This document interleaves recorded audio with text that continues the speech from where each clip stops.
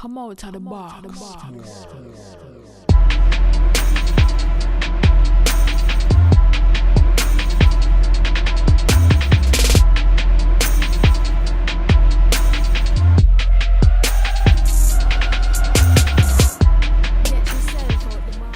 Hello, YouTube. Cheers and welcome to the basement. My name is Bruce Lively. Once again, I'm D-Boy Slim.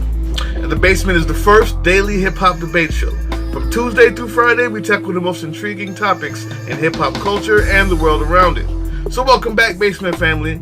Once again, yet another Memphis rapper tour bus gets shot up. This was in Jersey. And back home in Memphis, a guy gets pulled out of his car for listening to Yo Gotti. No, it wasn't Black Youngster this time. Listen. So you might say, are these connected? Probably not. Can't blame this one on Black. Can't blame it on him. But why does violence seem to follow these Memphis rappers everywhere they go? Well, we have two different opinions on that. And that's the debate we have today. So before we get started, you guys have to check out our sponsors. The Fleetwood Spice Collection. Get the full array of unique, delicious spices right here. It's time to change your spice, people. So, today's question: is the MoneyBagg Yo incident a sign of what's wrong with Memphis hip-hop? With that being said, let go. Come out of the box,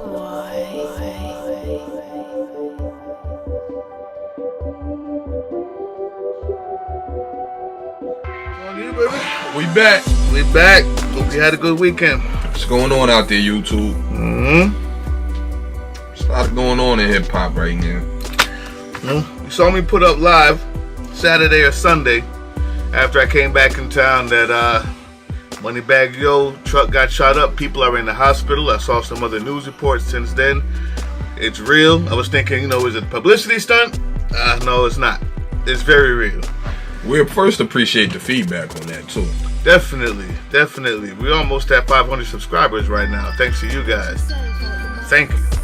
Yeah, the MoneyBagg Yo situation seemed to be an unfortunate incident.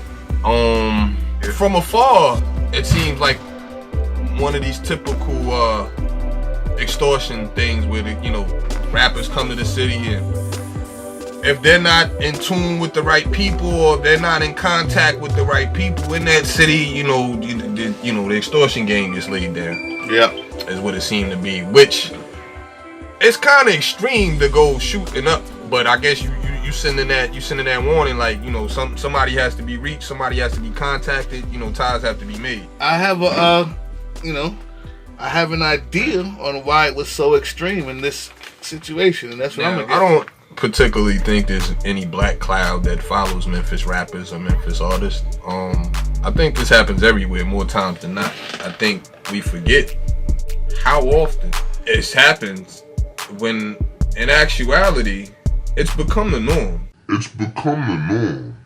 And not only for Memphis. I know I don't have to remind people about what's going on in Chicago. It seems like rapper or not, there's somebody that's dropping there every couple hours. Like every week you can set your clock to it that there's gonna be a rapper or somebody affiliated with a rapper or somebody out of the rapper's crew that's gonna fall in Chicago.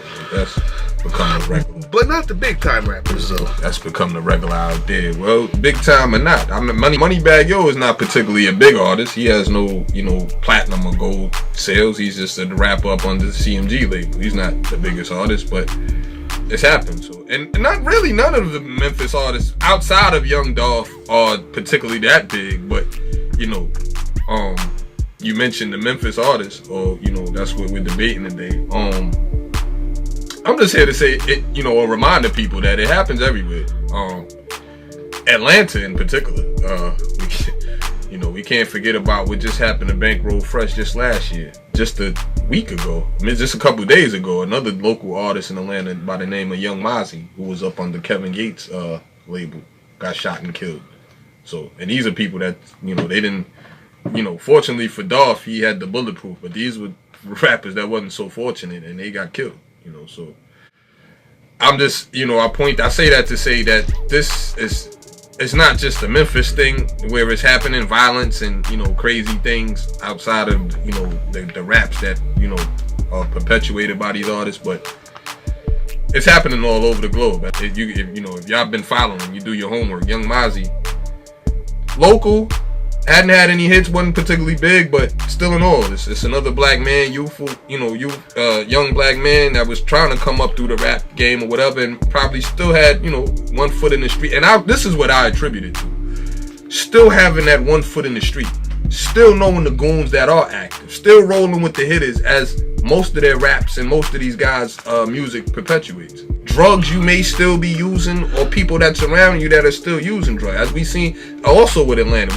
Me and Bruce just did a show about young Dro snitching because of a situation with Spody having the gun in the car. And that turned into a whole situation. Thank God this year we haven't heard from T.I. getting arrested and going back to prison, as we usually do in previous years. But yeah, it's not just a Memphis thing. I said all that to say, you know, it's not just a Memphis thing. It's not just a black cloud that's hovering over Memphis. I hear you, man. I hear you. But I gotta say this. From what I hear, it's the same reason. I mean, the violence does follow them when they're not together. Everybody's beefing with each other. Every man for himself. Every block for theyself. They do have the violence, and that's exactly what I'm saying. Those rappers that deal with that, even when they go out the state, they find a way for violence to follow them because they're not together. So, really what I'm saying is, if a rapper from the West Coast or from St. Louis, a rapper from Atlanta especially, goes out there and doesn't pay the toll, I bet you the first thing wouldn't be the guns. It would be a conversation. It'd be talking to the bosses. It would be some sort of a understanding having to be met. And you would hear about it. But when your city is so divided, people are more willing to take a chance because they know that there's nobody else coming back for you. There's not going to be a big group of people that's going to come back on the side and go, yo, F them jerseys, blah, blah, blah. Because you have so many enemies at home that you've made, it's not a big risk. Because you have so many enemies at home that you've made, it's not a big risk. This is in reference to the MoneyBagg. This is MoneyBagg, in reference to the MoneyBagg Yo, and I'm going to name others. The reason why I say Memphis rappers especially is because, yeah, it's happened here and then there and then there. But let's look at the timeline. Last year, there was beef. Black youngster. Guns out. Young Dolph. Next thing you know, Dolph drops his thing. Everybody's choosing a side in the city. You ask people, there's been many videos on YouTube. I rock with Dolph, so F Gotti all together. I rock with Gotti, so F Dolph all together. I rock with Dolph, so F Gotti. I mean, it's like that. Next thing you know, somebody gets 100 shots in his bulletproof van. That's Dolph. You come back, it's more guns, it's more interviews. And if you don't believe the timeline, and now it's MoneyBagg Yo, you say they're not connected. I agree, they're not connected, but it's the attitude, it's the division of the city that carries this along with you. It's not just me saying this. We've interviewed Lil Bling. Lil Bling will tell you. Lil Bling will tell you that the love is lost in Memphis. He wished that they would get together because he sees the violence over this hip-hop every day. And this spreads the mentality of F this dude because I don't like his label or whatever it is. There's no unity in the city, and that brings forth these types of episodes. Either whether it's with each other or when you go outside like MoneyBagg Yo did and realize that other people realize that you don't have nobody backing you up. So they're more willing to shoot the gun rather than go talk to Gotti about it, rather than sit down with the bosses, because it doesn't mean anything to them. There's no threat because you're not unified. I don't think it's the karma per se. I think it's just a result of so many actions in so little time showing the world that you're not unified. Ask BT the Truth. BT the Truth come out with a Young Dolph diss, and now the guns is out over there. You ask Bling, ask Moda. I mean, all of them will tell you that there is no unity.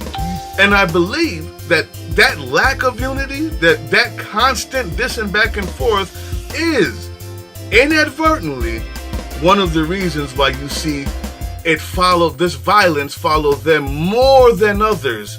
Just in the past 2 years, if you were to count it, you might find 1 or 2 here or there over many years. In the past 2 years, it's been focused, Memphis and Chicago. And the reason is the same. Disunity, every man for themselves.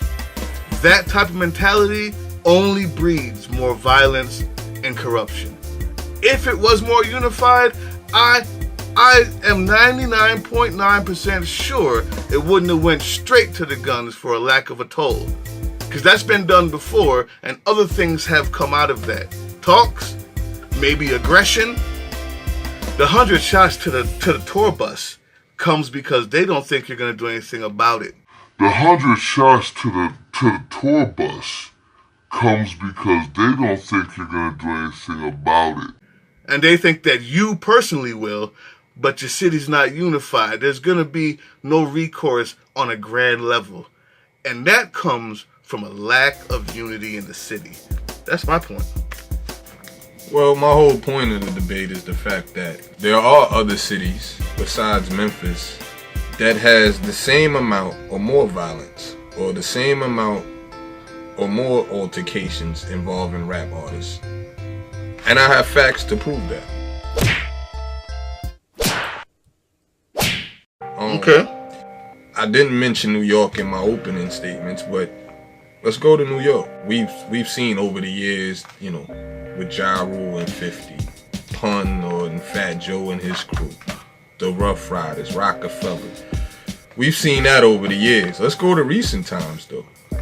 How fast and how quick we forget, God rest Banger, the Troy Ave situation. As me and Bruce were just doing the show just a couple of months about the Troy Ave situation with him and Taxstone, the podcaster from Brooklyn. They're both Brooklyn. So this is the same borough. It's the same part of the city. You want to talk about lack of unification and lack of unity, there's no better example, where maybe a conversation between dudes from Brooklyn, the Red Cafes, the Manos, Uncle Murders, Papooses, the dudes that come from this same borough. And if you need a further example than the Troy Ave situation, in which he came to a club, Taxstone was at a club, they both noted, had beef or whatever the case, and guns were drawn and the guy was killed. Look at the GS9 situation. You want to talk about a certain type of energy that follows you, and this is what I mean by and you said you didn't want to use the term karma. Well, I will. You get back a certain energy that you give out. Okay. Me and Bruce have talked about this for years. Whether it was, at the time remember when Waka Flocka had it going and, let's do it. Well, I can't remember with the timeline, but it may have been a week or two after the song was released, and he had the remix with Diddy and all of that, and he had the video. He gets robbed and shot. He gets robbed and gunned down. Again, it's not just the city of Memphis and the lack of unity in that particular city. It happens all across the map, and that's my point. And that I could wrap that up with that, but I could give you several more examples. Philadelphia with Beanie Siegel, when a year and a half ago he was gunned down in his house at his house in New Jersey. And we all know the history with Beans and his turmoil and the energy that he put out. He involved himself in the Meek Mill beef with Game. We seen what happened to him. It's that same energy that I'm talking about. Whereas if you're of and about a certain lifestyle, then expect that energy to come back. Although Memphis does have a lot of altercations involving their rap artists that we do hear, and that's been noted and documented on the news or whatever. But it's the same thing in Chicago. If I went to Detroit, I could pull out several more examples. All right. Philadelphia, New York, the same. L.A. Did we forget about WAC 100? That's a perfectly clean wrap up. I say that the amount is what I'm talking about more, but you're right, and I concede that. And my real point is, I would say to that, in my second soliloquy after yours, I would say those cities that you talk about suffer from the same problem. And really the problem is because the best rappers that come out of Memphis are the ones that are continuing this beef. The 1 or 2 times that you hear about it in every other city, it's that problem. But it's not the heads. It's not the heads. It's usually the tails. And then when you talk about what happened in New York, those places where they know that this beef, well, back in the day when New York was mainly unified, even when they had beef, there was an idea that if you messed with one, everybody else is coming out. You knew that. And so it didn't really happen. And when that is lost is when you get these problems. It's not just a symptom that is only a Memphis thing, but I believe that is a sign of what's wrong with Memphis hip hop. So it's up to you guys. What we're going to do right now is we're going to give the shout outs. This is why we want you to leave the comments. Tell us what you think. Leave the comments right down there in the comment section and tell us what you think. Is this a symptom of a Memphis thing? Is it everywhere? Or is it coincidence? Is it just part of being in the streets? But we want you to leave the comments because we shout you out. Starting with Hands On Thompson. He's talking about Chief Keef isn't the worst, like I said. No, he says that's what I said. You said Chief Keef. No, Chief Keef isn't the worst. Rebuttaling what I said, right? Oh. Yeah. And he said he's got bangers. And he said Kobe and Beef were a few of his favorites. But were they on beat though? I doubt it. Chief Keef is not the worst though. Appreciate your comments. Mary D said Silk the Shocker, the beginning of the worst for this century, and started a movement of mumbling in rap. Now we'll give a pound on that because off air we said mentioned something about Silk the Shocker. Appreciate the comments, Mary D. Sean Smith, one of the greats out there, said jealousy is an MFer, and that was according to this show right here. What we're talking about, I think it's more than jealousy. I think it's this idea that when you're not unified, you tend to get beat down. Mr. Fleetwood said Rob Bass. He was at least on beat though. Don't do Rob Bass like that, Mr. Fleetwood. Come on, champ. Appreciate you. Elohim the God says, Team Box Cutter, my man with the polo shirt. He's talking about you. Said, I love Nas, but tragedy was never mainstream. Imagine if Nas would have brought the whole QB together. Which he tried at certain times. We got a lot for Trash, man. Listen, know how to support your Trash. I don't even think Trash know how much support he got out here. Yeah, we appreciate that. He says Illmatic is a classic, and in his opinion, Against All Odds is a classic. And we all got opinions. No I appreciate that, Elohim the God. Great comment. Thanks. I Love Fat Pussy says Ja Rule. Worst of all time? Come on, man. Just because he lost the battle with 50. All right. Just because he does girl songs or whatever, don't mean you're the worst of all time, man. Anyway, listen. Thank you, everybody. I Love Fat Pussy 11722. Thank you. Appreciate all the comments. Leave your comments right down there. Press that subscribe button. Buy the beats. Look in the description to tell you how. Let us know who won this debate. You know who it is. Took the W again, right? Appreciate all the love out there. We out of here. The Basement. Peace.